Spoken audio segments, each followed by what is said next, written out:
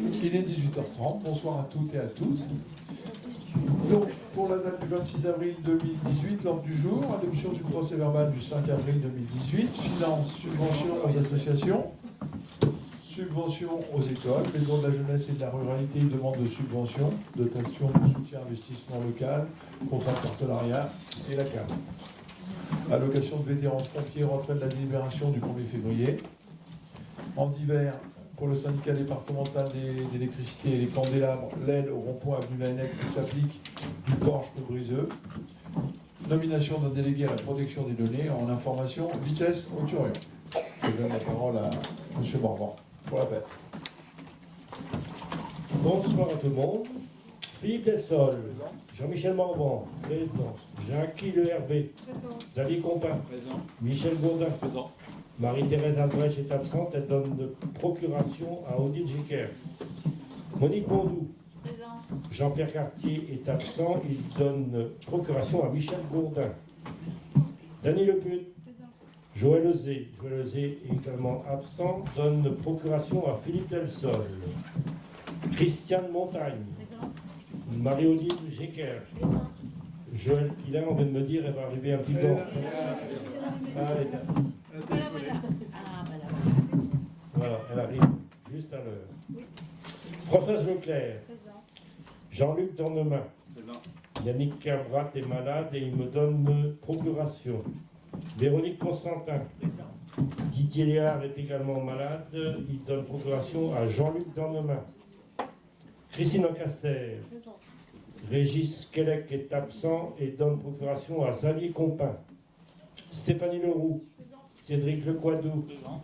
Ludovic Huon va arriver un petit peu en retard. Il termine son travail. Victor Tréorel. Présent. Marie-Paul Artus.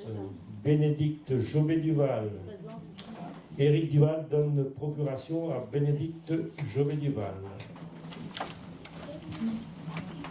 Je vous propose pour ce soir comme secrétaire Michel Gourdin, si vous en êtes d'accord. Ceux qui sont pour, lèvent la main. À l'unanimité. Merci. Non, résultat absolu. C'est ça. D'accord, merci Michel. Xavier, subvention d'association ?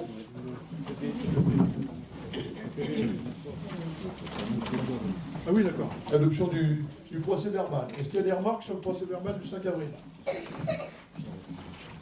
Il n'y en a pas. Ceux qui sont contre, ceux qui s'abstiennent, aussi à l'unanimité. À toi, M. Compin, pour les subventions d'associations. Merci, M. Delsol. Chers collègues, à travers cette délibération en faveur du soutien aux subventions d'associations, nous confirmons deux engagements. Le premier, notre engagement en direction de la création, de l'émancipation du plus grand nombre, de l'éducation populaire, des sports, des arts et de la culture. Le deuxième, notre attachement à la citoyenneté, à la reconnaissance et à la valorisation du bénévolat. D'ailleurs, permettez petit propos à ce sujet sur le bénévolat. Notre conseil municipal s'honorerait à cette occasion, ou prochainement, de présenter un vœu en faveur d'un véritable statut de l'élu associatif, donnant droit à des heures de délégation lorsqu'il est salarié, ouvrant droit à des congés de formation et à la reconnaissance de ses acquis associatifs. Et je reviens à un précédent débat qui avait animé nos conseils municipaux, ou plutôt par voie de presse, qu'il s'agisse de mandats professionnels, électifs ou associatifs, dans tous les domaines, la démocratie du quotidien, qui n'est pas celle des plateaux télévisés, a besoin que les actifs, les salariés, les entrepreneurs, les agriculteurs, les jeunes précaires, les mamans en activité, puissent prendre part à l'activité publique. Aussi, chers collègues, c'est un défi qui ne nous éloigne pas de Ploie, mais nous y renvoie. Tellement cette réalité est vérifiée dans les relations que nous avons avec les associations. Je veux, avant d'ouvrir ce chapitre, et le débat s'il y en a, souligner la démarche de partenariat que nous portons avec le monde associatif. Construire avec elle nos rapports non plus sur le guichet et la subvention de droit, mais sur les projets, l'aide au démarrage, le soutien à l'emploi. Aussi, au nom de celle, je pense à mes collègues, mais l'ensemble du conseil municipal qui au quotidien travaille avec le monde associatif, nous saluons cette année l'attitude responsable des différents dirigeants associatifs, à savoir à comprendre cette démarche, à pondérer leurs demandes et aussi à ne pas déposer de dossier de subvention lorsqu'il n'y a pas de projet ou d'événement particulier. Cette intelligence collective nous permet, après avoir fortement remis le soutien public à niveau l'an dernier, à en maîtriser aujourd'hui le budget, certes avec un léger reflux de moins 3,64%. Tout en considérant que la culture n'est pour nous non pas une marchandise, montre notre volonté de maîtrise des dépenses publiques. Les tableaux défileront tout à l'heure, mais permettez quelques éléments de lecture. Sur le subventionnement associatif, je le disais, il était de 69 495,08 € l'an dernier, il est de 66 964, soit un léger reflux de moins 364%. En termes de lecture, deux blocs vont apparaître. En termes de comparaison de l'une sur l'autre, je pense notamment, je précise notamment au bloc culturel. En 2017, il était de 27 250, à laquelle nous avions rajouté ensuite les 15 000 € déjà en fait, puisque l'an dernier, nous étions en pleine période de débat autour du soutien à l'association, ce qui faisait l'an dernier, tout l'espace culturel compris, 42 250 €. Aujourd'hui, nous sommes à 43 300 €, soit une augmentation de 2,42% sur ce poste précis. Par rapport à la note de synthèse qui est à disposition des conseillers municipaux, la commission finances du 20 avril a proposé un léger bouger, c'est-à-dire d'attribuer 500 € de plus en subvention de fonctionnement aux Amis de la Saint-Pierre, soit 2 000 €. C'est le seul bouger sur le tableau initial. Je vous invite aussi à considérer le soutien à l'emploi public associatif à hauteur de 10 250 €, soit 15,4% de l'enveloppe de subvention. L'incitation au projet que nous avons voulu volontairement marquer à hauteur de 11%, soit 7 550 €, et puis d'encourager cette année et les années qui viendront le démarrage associatif en le marquant clairement, en le traçant clairement, pour permettre le démarrage de nouvelles activités. Il est cette année à 1 500 €, soit 2,3% de la somme globale. Les lignes budgétaires de fonctionnement de 47 464 € et 70% traduisent, au-delà des mots qui sont le fonctionnement, bien évidemment, une dynamique d'activité et d'animation municipale. Voilà en l'état, chers collègues, la proposition qui vous est faite et qui a trouvé, lors de la dernière commission finances, à l'unanimité des présents, à la fois de la majorité et de l'opposition. J'en salue ici l'intérêt général. Permettez quelques instants pour rappeler quelques traits forts à l'égard des subventions. La première, je rappelle au conseil municipal que nous avons voté, il y a moins d'un mois, au budget, une enveloppe de 80 000 € en subvention au monde associatif. Ce qui, au regard de ce que nous proposons aujourd'hui, toute raison gardée, nous offre un espace d'action en cours d'année. Il s'agit avec ce soutien public de coélaborer, co-construire les activités d'intérêt général. Pour notre part, elles guident notre feuille de route. Je salue l'ambition aussi de mise en commun qui, lors de la réunion des associations que nous appelons estivales, le 29 novembre dernier, ont fait le choix et nous ont confié quelque part un mandat partagé d'acheter une nouvelle scène mobile, ce que nous avons fait à l'occasion du Salon des maires. Je voulais aussi saluer les associations, la quarantaine de bénévoles présents le 3 novembre dernier qui ont participé à la soirée de formation. Soirée qui nous a permis d'apprécier le soutien municipal, non au seul regard des subventions, mais aussi du temps de mise à disposition de nos agents. Je rappelle, 700 heures pour l'été 2017, comme la mise à disposition de locaux, salles et complexes sportifs municipaux. Les ateliers du sport ouverts le 24 novembre ont permis, au-delà d'une prospective à moyen terme sur nos équipements, à réussir ensemble la belle soirée du sport du 2 février dernier. Il nous arrive maintenant à préparer la journée club ouvert que nous avons fixée au 30 juin prochain, et bien sûr la fête du sport qui deviendra nationale des 21 et 23 septembre. Bien sûr, nous reconduirons le 8 septembre 2018 le forum associatif, qui, comme chacun sait, et je le dis avec plaisir, vient d'une volonté municipale auquel s'y ajoute celle du conseil communautaire. Mais c'est dans cet ordre-là. Tout dernièrement, les 14 et 15 avril, la centaine de participants bénévoles, randonneurs et flâneurs ont permis à Ploie de s'inscrire dans la trentaine de communes nationales engagées dans la journée des chemins. L'action publique et les convictions ont cela d'encourageant lorsque le président départemental du Caudever, donc qui est organisateur, est venu nous témoigner et souligner que nous sommes quasi la seule commune à ne pas laisser cette journée portée par les seules associations. Qu'à l'inverse, il est bien qu'une municipalité en soit initiatrice, fédératrice, avec en objectif partagé l'accès aux loisirs verts, dans l'objectif des 3 piliers du développement durable, économique, social et écologique. Quant aux saisons culturelles 2018 et 2019, si ce n'est pas l'objet du débat complètement ce soir, c'est complètement intégré au soutien public associatif. Elles ne seraient rien sans notre volonté politique d'un accès à tous, mais auquel les associations sont ce maillon humain essentiel pour faire ensemble société. En prenant ce temps, nous voulions, et je tenais, à ce que cette restitution en soit le plus publique possible. Merci à vous. Voilà, s'il y a des débats. Y a-t-il des interventions? Pas d'intervention, on va passer au vote. Ceux qui sont pour les subventions, la globalité des subventions.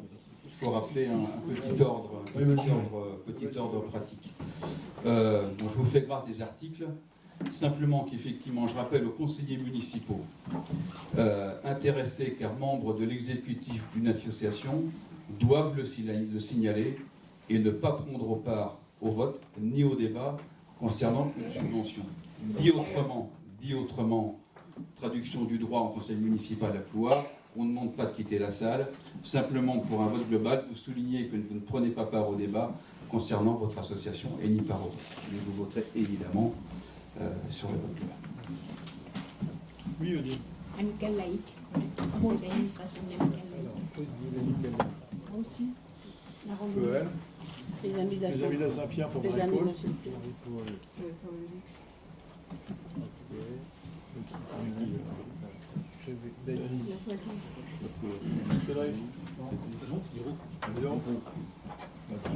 Peut-être t'as eu 0, t'as demandé 0, t'as eu 0. C'est bien, t'es content. Marie-Paul. Joël et moi, c'est amicale laïque.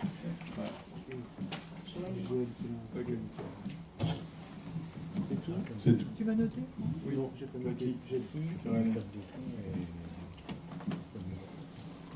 Ceux qui sont pour ce détail des subventions, lèvent la main. Oui, d'accord. Ceux qui s'abstiennent, ceux qui sont contre. Merci pour eux.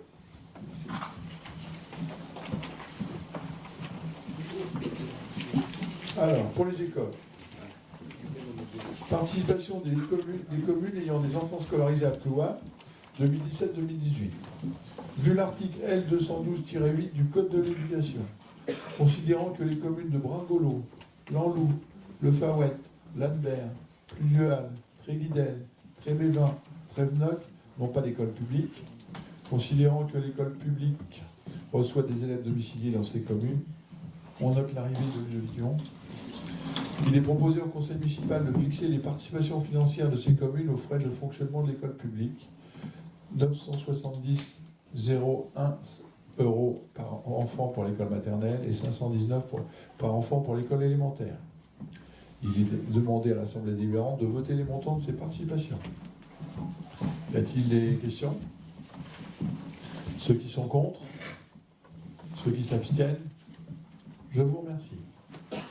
Participation à verser par la commune aux écoles de Ploie, exercice 2018, subvention pour les activités des écoles, budget 2018. Il est proposé au conseil municipal de fixer pour l'année 2018 la participation de la commune aux activités des écoles publiques et privées. Une revalorisation de 1% a été appliquée au montant 2017. Les montants en euros par élève des participations proposées au vote sont les suivants. Activité générale au collège, 29,45 €. En élémentaire, 29,45 € aussi. Et en maternelle, 29,45 €. Sport scolaire, 17,31 € au collège et en élémentaire. Activité enfantine, 14,84 € pour les maternelles. Et en classe spéciale, en élémentaire, 58,97 €. Il est demandé à l'Assemblée de voter les montants de ces participations. Pas de questions? Ceux qui sont pour, lèvent la main. Ceux qui s'abstiennent, je vais unanimité. Participation à verser par la commune aux écoles privées, exercice 2018. La prise en charge par les communes des dépenses de fonctionnement des classes sous contrat d'association des établissements d'enseignement privés du premier degré résulte des dispositions de la loi Debré numéro 59-1557 du 31 décembre 1959 modifiée. Depuis cette date, ces dépenses sont prises en charge dans les mêmes conditions que celles des classes correspondantes de l'enseignement public. Vu le Code de l'éducation, notamment les articles L 442.5, modifiés par l'ordonnance numéro 2008-1304 du 11 décembre 2008, article 1, et L 42.9, modifié par la loi de 2013-595 du 8 juillet 2013, article 19. Vu la loi de 2004-809 du 13 août 2004 relative aux libertés et responsabilités locales. Vu le décret numéro 2001-495 du 6 juin 2001, pris en application de l'article 10 de la loi 2321 du 12 avril 2000 et relatif à la transparence financière des aides octroyées par les personnes publiques. Vu la circulaire numéro 2007-142 du 27 août 2007, relative aux modifications apportées par la loi 2004-809 du 13 août 2004, relative aux libertés et responsabilités locales en matière de financement par les communes des écoles privées sous contrat.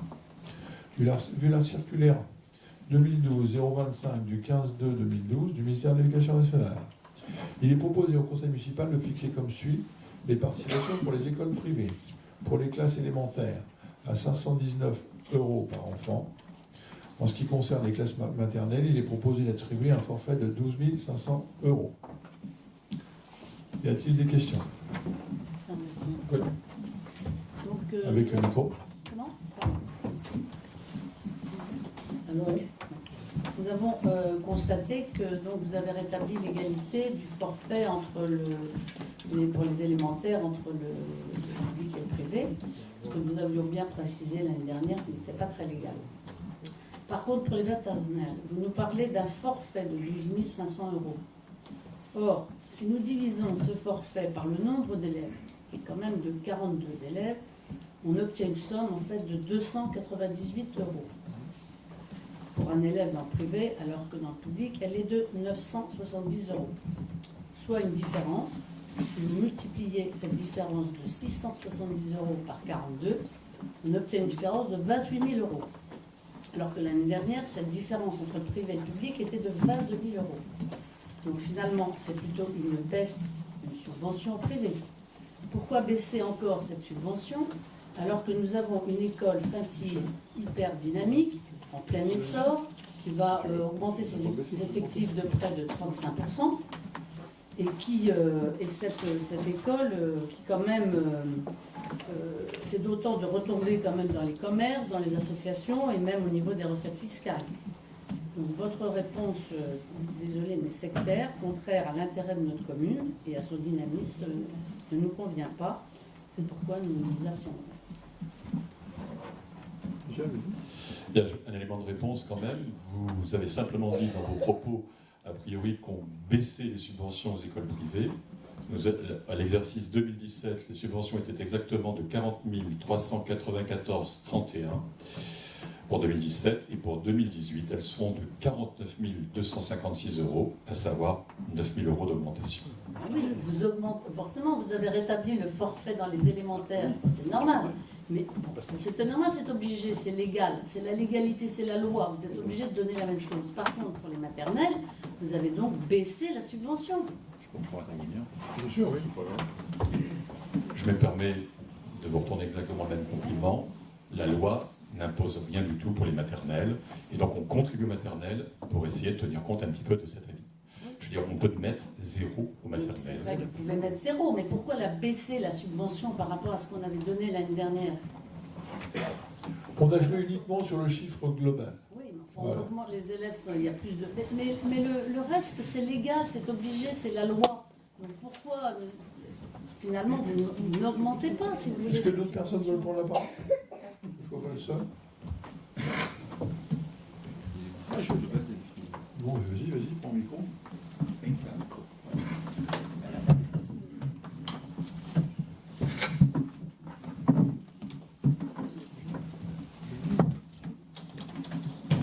Bonsoir à tous.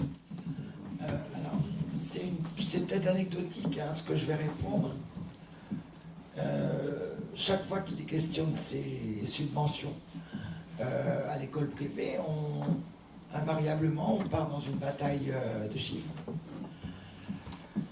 que je peux comprendre. Je voudrais juste rappeler quand même qu'on occulte complètement le paramètre humain. C'est-à-dire que on a quand même en France l'école pour tous, l'école publique. Et heureusement, on a le choix de mettre ses enfants en école privée. Jamais on ne parle du choix des parents. Donc je pense que c'est important quand même de signaler ça, et je parle en connaissance de cause. On a la possibilité de mettre ses enfants à l'école pour tous.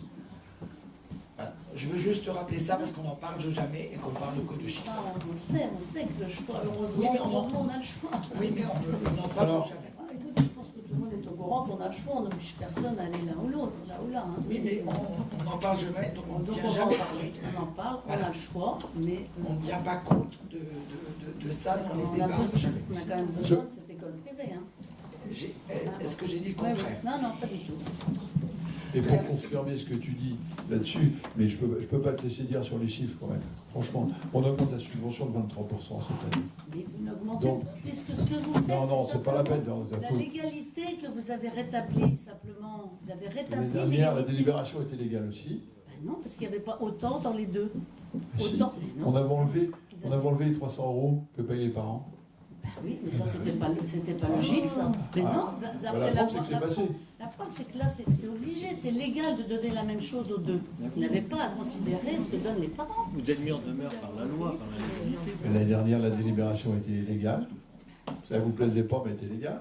Je rappelle que les subventions cette année sont augmentées de 23%. Bien sûr, ça c'est pas suffisant. Je peux entendre que c'est pas suffisant. Aujourd'hui, on a 49 000, alors qu'on pourrait être au maximum à 56 000. Voilà. Donc on n'en est pas loin. Ok. Bénédicte, j'ai entendu, je crois, le mot sectaire. Oui. Bon, Alors, je dénie ce mot sectaire.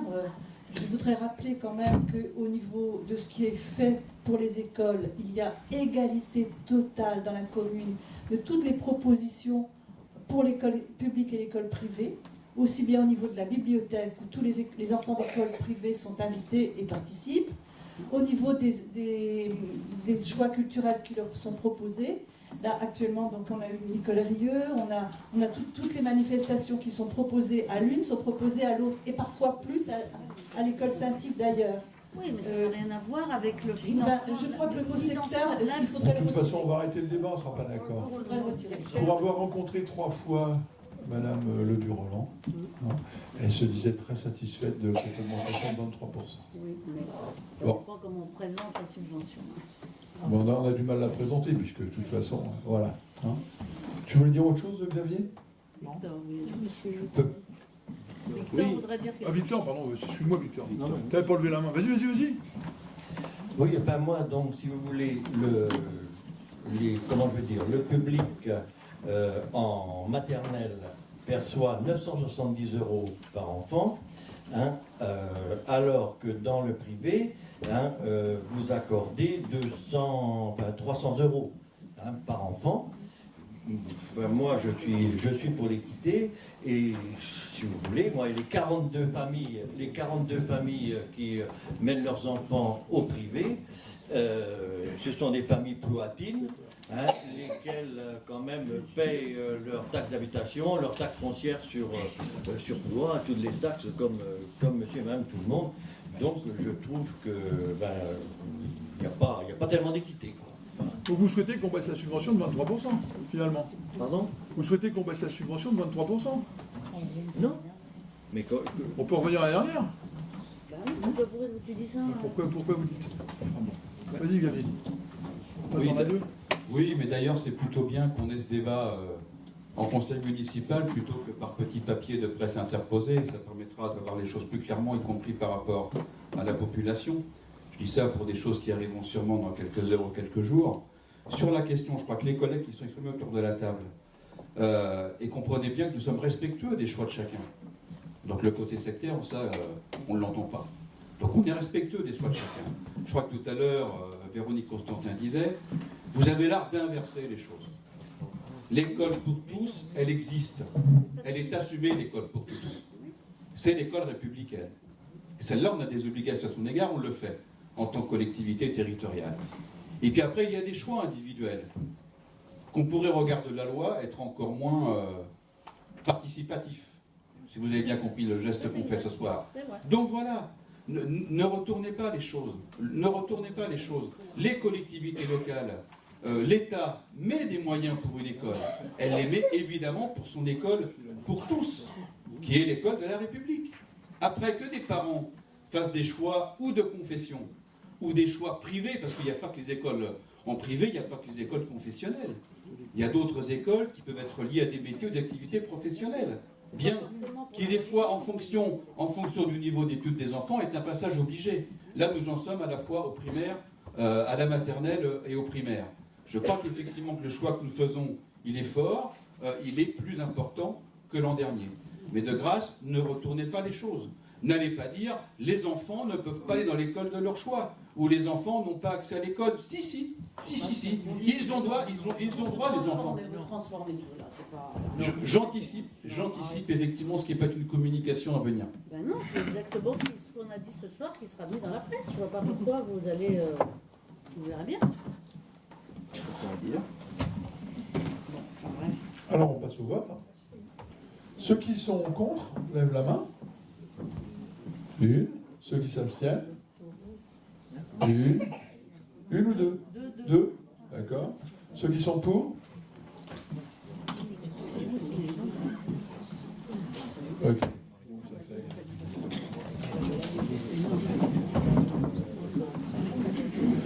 Monsieur Compin, Maison de la jeunesse et de la ruralité. Alors, je rappelle aux collègues du conseil municipal que notre instance a délibéré le 5 avril dernier au budget primitif et a voté la création d'une maison de la jeunesse et de la ruralité. Peut-être en préalable, puisque nous causions il y a quelques instants de c'est quoi la chose publique. Eh bien, pour affirmer ce choix de maison de la jeunesse, là nous affirmons un choix public.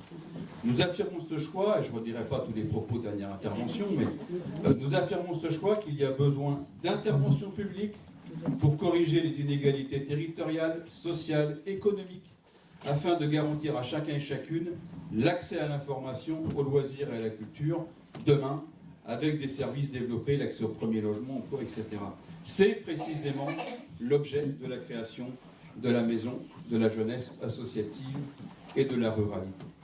Je rappelle que cet équipement est fortement attendu, notamment par les jeunes et ceux qui sont en mission d'animateur jeunesse. Il sera un lieu central permettant de mettre en œuvre une vraie politique en direction de la population jeune, mais également il sera un lieu intergénérationnel du fait des différentes activités. Je pense évidemment à la musique, on pense évidemment à l'activité autour des vieux métiers. Et ce lieu sera ouvert à tous les habitants et notamment aux futurs habitants du programme locatif d'habitat partagé. Quelque part, nous allons reconstruire un lieu de vie dans cet ensemble sur le territoire communal. Je rappelle que le programme des travaux réalisés par la DAC a été présenté, que notre commune est propriétaire de cet immeuble, que le programme des travaux est estimé à 490 000 € hors taxe et l'ingénierie à 64 000 € hors taxe, pour un total de l'opération de 554 000 € hors taxe, soit 665 000 € TTC. Ces travaux sont éligibles à la dotation de soutien à l'investissement local, la TSIL, au contrat de partenariat, donc la région Bretagne, et elle est inscrite au contrat de territoire, c'est le département des Côtes-d'Armor. La CAF sera également sollicitée pour une subvention et ou un prêt à taux zéro. Sur le tableau qui s'affiche, vous voyez avec les chiffres, mais quelque part intéressant de préciser que nous visons un taux de subventionnement de 70%. Aussi, la commission finances réunie le 20 avril dernier, d'ailleurs l'a validé, et ce soir nous avons donc à délibérer et voter, à savoir d'autoriser les travaux de création d'une maison de la jeunesse de la ruralité associative, de solliciter de l'État une subvention d'investissement au titre de la TSIL 2018, de solliciter de la région Bretagne une subvention d'investissement au titre des contrats de partenariat, de solliciter de la CAF une subvention d'investissement et ou un prêt zéro, dit que le projet est inscrit au contrat de territoire lors de la clause de revoyure, décide d'arrêter le plan de financement de l'opération tel que vous l'avez présenté devant vous et autorise le maire ou son représentant à signer tout document se reportant à cette affaire.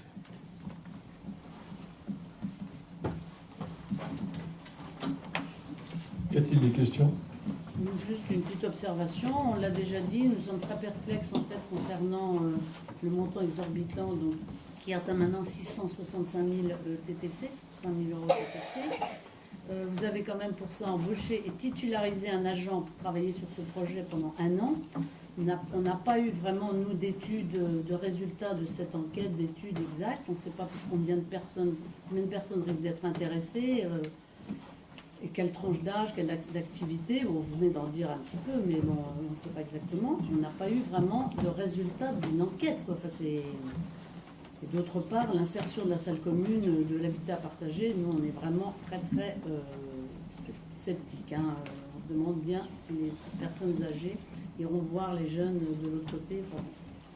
Enfin, de toute façon, si nous sommes réservés de toute façon sur ce projet en l'état, nous sommes par contre favorables, bien sûr, à solliciter des subventions concernant le projet. Concernant la salle pour l'habitat partagé, elle sera complètement dissociée de la maison des jeunes. Hein. Elle sera dans le bâtiment à un autre endroit. Non, lui, ça met la salle commune. La salle commune sera à un autre endroit, elle ne sera pas mélangée avec les jeunes. Ce sera une belle salle spécifique. J'ai fait mesurer la différence de déplacement, c'est 50 mètres. Plus ou moins 1 mètre. 50 mètres, mais on économise 120 000 euros. Oui. Non, mais c'est de l'argent public. C'est pas la même chose que les personnes se retrouvent dans une salle commune tous ensemble avec les gens qui habitent là plutôt que d'aller ailleurs. Bon, ils seront plus ensemble. Ça, c'est pas, Ils peuvent être ensemble en traversant la route quand même, il ne faut pas exagérer. L'idée au départ. La route elle fait 7 mètres, il faut pas exagérer. Enfin bon, voilà. Peut-être quelques précisions, mais là j'appelle votre bonne foi, je dis ça très respectueusement, hein, j'appelle votre bonne foi à bien vouloir prendre note de ce que nous essayons de faire partager.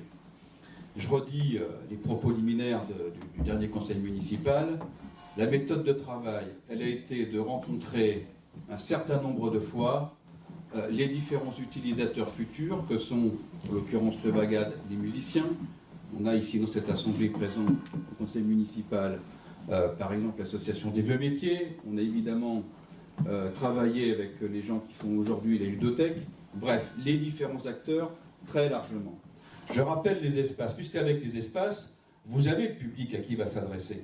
Lorsqu'on projette d'avoir un espace ludothèque de 100 mètres carrés, évidemment, c'est plutôt les tout petits, qui sont aujourd'hui rendus au complexe, enfin pardon, au complexe, au club boost du terrain de foot. Et qu'en créant cette maison, en ayant cet espace ludothèque, c'est peut-être demain, en travaillant, en trouvant du financement, de futurs emplois. Puisqu'aujourd'hui, c'est associatif et bénévole, ce qu'ils font. Demain, peut-être, il y aura de l'emploi autour de la ludothèque. L'espace jeunesse, si on dit espace jeunesse, c'est une classe d'âge, évidemment, qui va, pour notre population d'ici, c'est évidemment nos collégiens, et puis c'est jusqu'à des lycéens. Vous aurez bien noté que dans la maison, on disait la dernière fois, des tout petits jusqu'aux jeunes adultes. Aujourd'hui, le point jeunesse ou information, il est à l'envolon. Qu'est-ce qui empêche d'avoir un espace pour qu'il se fasse à Ploie? Aujourd'hui, des nouvelles formes de travail se mettent en place. On avait un conseil communautaire, il y a 2 jours, qui pointait ça. C'est un coworking, mais c'est le mot anglais. Qu'est-ce qui empêche que demain, des jeunes hommes, des jeunes femmes, plouatins, plouatines, est un espace dédié dans cette salle pour commencer à y créer cette activité économique. Les salles de réunion à hauteur de 60 mètres carrés, évidemment qu'elles embrasseront l'ensemble de la population et ceux à laquelle, il y a quelques instants, nous avons ce soir voté un soutien public. La salle de musique, quelle classe d'âge, quelle qu'on y sera? Eh bien, la salle de musique aujourd'hui, elle est, et c'est normal, elle est dédiée, mais pas que, elle va être dédiée évidemment à notre bagade qui opère, mais la volonté, c'est qu'elle soit une salle de répétition dédiée à l'ensemble du territoire. Et si nous le faisons, nous serons la seule salle de répétition ou d'enregistrement en clair musical de la communauté de communes et au-delà. Donc c'est donc un espace supplémentaire que nous mettons à disposition. Qu'est-ce qu'on va y faire? Qui y aura? Quelle dimension intergénérationnelle? Mais en mettant en valeur ce qui est aujourd'hui l'association des vieux métiers. On trouvera la forme, vous nous aiderez d'ailleurs, on a besoin de vous pour que vous nous aidiez. On trouvera la forme pour avoir la bonne appellation. Est-ce que c'est musée? Est-ce que c'est espace de la ruralité? Cette mise en valeur-là, évidemment, elle sera intergénérationnelle, puisque dans les discussions et dans le travail au quotidien avec le monde associatif, sachez que déjà nous sommes sollicités pour démarrer, lancer des activités qui refassent le lien entre un peu les travailleurs manuels d'antan et ceux d'aujourd'hui, quelque part, les métiers qui se perdent. Donc cet espace-là, il servira à tout cela. Et je redis que l'idée principale, puisqu'ailleurs il n'y en a pas, puisqu'il n'y en y avait pas à Ploie, eh bien notre conviction, c'est de corriger les inégalités. Les inégalités, c'est une maison de la jeunesse, c'est Guingamp, c'est Saint-Brieuc ou ailleurs. Il est bien qu'il y en ait une à Ploie, et comme d'autres équipements, permettez, et comme d'autres équipements, sûrement qu'une fois qu'il sera construit, ça fera appel pour activité. Juste dire pour le bagad, j'espère qu'ils auront quand même une priorité, parce que depuis le temps qu'ils attendent un local à eux, enfin non seulement ce ne sera pas tout à eux, mais ils ont quand même besoin de ça pour recevoir aussi d'autres bagades extérieures qui ont toujours dit qu'ils ne pouvaient même pas les recevoir. Eux, ils ont reçu grandiose, c'est toujours ce que j'ai entendu dire. Ouais. Sans oublier le problème de stockage. Comment? Le bagad a de gros problèmes de stockage. Oui. L'instrument. Oui. Par contre, permettez, Marie-Paul, c'est passionnant ce que nous discutons ce soir. Vous venez de dire un local à eux. Ah non, non. À Ploie, il n'y a pas de local à eux ou un tel. À Ploie, mais voyez bien, c'est passionnant. On rentre dans le dur du sujet à travers le monde associatif. Nous travaillons différemment que vous l'aviez fait, vous, il y a quelque temps. Ce va-et-vient, c'est pas de dicter les choses. Ce va-et-vient, c'est de prendre en considération, de dire que par exemple, c'est pas ma salle, c'est pas mon gymnase, c'est pas mes affaires, c'est l'affaire collective. Je sais très bien. Au mieux, mais ça va mieux en le répétant, Marie-Paul. Et c'est pas uniquement pour vous, c'est pas uniquement pour vous. Mais ça va mieux en le répétant que ce qui compte, c'est la mutualisation. Oui, mais je suis d'accord. On est tout à fait d'accord, on est content que vous nous parliez de tout ça, mais nous, on voulait une étude, enfin, je veux dire, des résultats de tout ça, quoi. Heureusement qu'on en parle là, parce que le public, ça n'est pas au courant de la population, du résultat de cette enquête. Et tout ça a été dit en commission. Bon, Moi, on propose de... je voulais juste dire quelque chose à propos de la salle prévue dans l'habitat dit partagé, qui n'est pas vraiment de l'habitat partagé, mais plutôt de l'habitat, des locations pour des personnes valides, anciennes et valides. Voilà. Et moi, au départ, je croyais que cette salle allait recevoir une maîtresse de maison ou une éducatrice, quelque chose comme ça. Bon, j'ai vu au cours de... quand j'ai vu évoluer le projet, j'ai vu que c'était plus d'actualité. Donc, faire 50 mètres pour aller dans une salle ou dans une autre, du moment qu'il n'y a pas des activités avec une personne pour les animer, je pense que c'est pas grand-chose.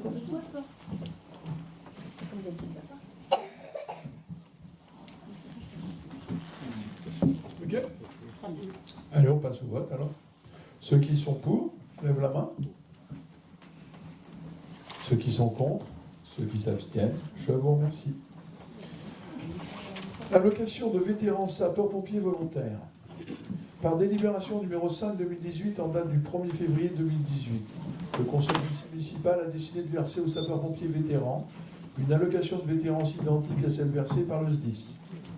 La préfecture des Côtes-d'Armor demande de retirer cette délibération, car une collectivité n'a pas le pouvoir de verser une allocation qui ne relève pas de son champ de compétences. La délibération du 1er février 2018 est donc entachée d'illégalité. Je vous propose, après en avoir délibéré, de retirer cette délibération en date du 1er février 2018. La préfecture Comment ? La préfecture ne s'en rend compte que cette année? Oui, ça fait 15 ans que ça dure, effectivement, il s'en aperçoit que cette année. Voilà.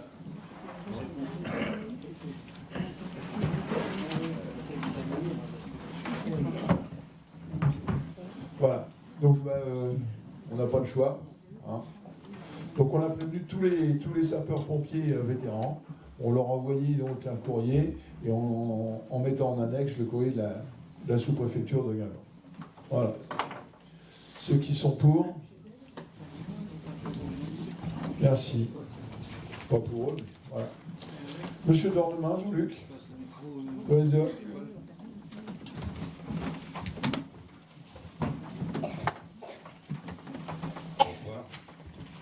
Le porche de la rue Briseux est un endroit qui reste très sombre durant la période de fonctionnement de l'éclairage public. Vous voyez où ça se situe sur la place Il était à Missel, j'ai quelques années. Une petite rue qui va chez Missel, qui allait chez Missel. Afin d'y remédier en mettant en place un luminaire en applique sous le porche, la SDE 22 nous propose un devis de 1 100 € hors taxe. Coût des travaux majoré de 5% de frais de maîtrise d'œuvre. La participation de la commune est de 60% du total hors taxe de l'opération, soit 660 €. Notre commune ayant transféré la compétence éclairage public au syndicat, celui-ci bénéficiera du fonds de compensation de la TVA et percevra de notre commune une subvention d'équipement au taux de 60%.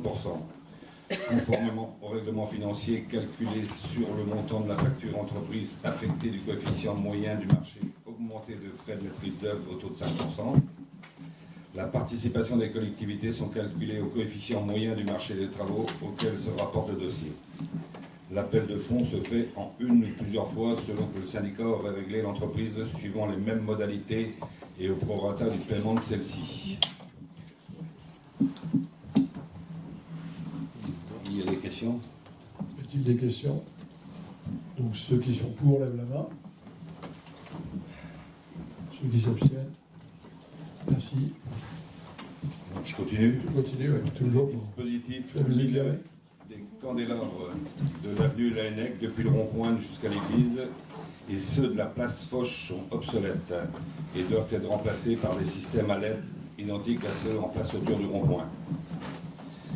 À cet effet, la SDE 22 nous propose un devis de 31 750 € hors taxe. Coût des travaux majoré de 5% de frais de maîtrise d'œuvre. La participation de la commune est de 60% du total hors taxe de l'opération, soit 19 050 €. C'est pareil, après notre commune a transféré la compétence d'éclairage public au syndicat. Celle-ci bénéficiera du fonds de compensation de la TVA et percevra notre commune une subvention d'équipement au taux de 60%. Conformément au règlement financier calculé sur le montant de la facture entreprise affectée du coefficient moyen du marché augmenté de frais de maîtrise d'œuvre au taux de 5%. La participation des collectivités sont calculées au coefficient moyen du marché de travaux auquel se rapporte le dossier. L'appel de fonds se fait en une ou plusieurs fois selon que le syndicat aura réglé l'entreprise suivant les mêmes modalités et au prorata du paiement de celle-ci. Vous avez des questions? On passe au vote. Ceux qui sont contre? Ceux qui s'abstiennent? Je vous remercie. Dernière délibération. Nomination d'un délégué à la protection des données. Je vous expose que le règlement général européen de protection des données impose à compter du 25 mai 2018 la désignation obligatoire dans chaque collectivité d'un délégué à la protection des données qui remplace le correspondant informatique et liberté. Ce délégué assure l'ensemble des missions et procédures de traitement et de protection des données à caractère personnel détenues par la collectivité. Il est l'intermédiaire entre la commune et la CNIL. Le centre de gestion 22 propose d'assurer cette mission et d'être désigné en tant que personne morale déléguée à la protection des données pour les collectivités qui le souhaitent. Cette mission sera assurée pour un montant annuel de 910 €, tarif 2018 qui pourra être revu les années suivantes. On prendra aussi ça, on proposera au CCAS la même délibération. Est-ce qu'il y a des questions? Oui. Excuse, mais non. Non. Non. Alors, ce qu'on va faire, je vais suspendre le conseil municipal, d'accord? On va vous donner la parole et je réouvrirai le conseil municipal après. Pardon, j'avais oublié de réouvrir le conseil municipal. Voilà. Donc, je vous propose de voter. Là, on a voté déjà? Non, on n'a pas voté. Ceux qui sont contre? Ceux qui s'abstiennent? Je voudrais poser une question. La personne donc qui va prendre en charge comment dirais-je, cette protection, elle sera vraiment responsable. C'est une personne morale, oui. Oui, morale, d'accord. Bon, c'est un service que nous propose le centre de gestion. Une fois il y avait un problème, il ne faudrait pas que ce problème retombe sur la mairie, sur le personnel de la mairie. De toute façon, si c'est un problème pénal, ça retombera sur tout le monde. Ça retombe sur tout le monde, on est tous arrosés. Bon, le centre de gestion nous propose un service qui n'est pas cher. Oui, non, mais d'accord. C'est le centre juridique du centre de gestion. Mais que cette personne soit quand même responsable. Bah, c'est spécialiste. Enfin, il faut quand même être spécialisé. Hein. Excuse. Bon, enfin, le centre de gestion. On en reparlera tout à l'heure, on donnera le nom, ne vous inquiétez pas. Ouais, non, mais le centre de gestion, j'ai pas fait. Merci. Le centre de gestion. Voilà. Alors, des informations. Les vitesses. On n'a pas voté. Ah bah finalement on va y arriver. Hein. Donc ceux qui sont pour le centre de gestion. Merci. Entre l'ouverture et la fermeture, ça m'a perturbé. Donc on a déplacé, on a fait une période de 2 mois au Turion sur la vitesse des véhicules avec le radar pédagogique. Pour information, moins de 50 km/h, 78,65%, un peu moins de 3000 véhicules. De 51 à 70 km/h, 21%, un peu moins de 21%, 20,69, 761 véhicules. Et de 71 à 90 km/h, 0,63%, 23 véhicules. Voilà, c'était l'information. Il y a quand même presque 80% des gens qui roulent à moins de 5 ans. C'est rassurant. La dernière chose, je souhaitais, moi, remercier encore une fois le président de la commune, Monsieur Legout, puisqu'on a eu la chance d'inaugurer le 14 avril le nouveau gymnase Passeport, qui est vraiment un super équipement pour nos associations sportives. Donc merci au président Legout, sans lui, cet établissement n'aurait jamais été construit. Voilà. Bravo. Je vous remercie à tous, merci, mais bravo pour lui surtout. Voilà, je vous souhaite une bonne soirée, je lève la séance. À bientôt.